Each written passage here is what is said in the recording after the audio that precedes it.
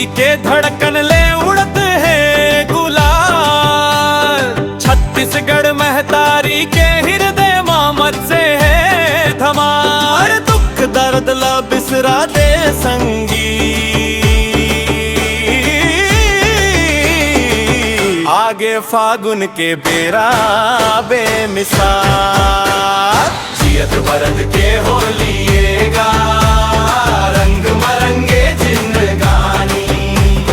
बने बने सब खेलो होली, छलके माया के पानी। हो जियत बरत के होलिएगा रंग मरंगे जवानी। बने बने सब खेलो होली, छलके माया के पानी। बाजेगा नंगड़ा बाजेगा मृदंग, छत्तीसगढ़िया सबले बढ़िया रंग मा होगे मलंग।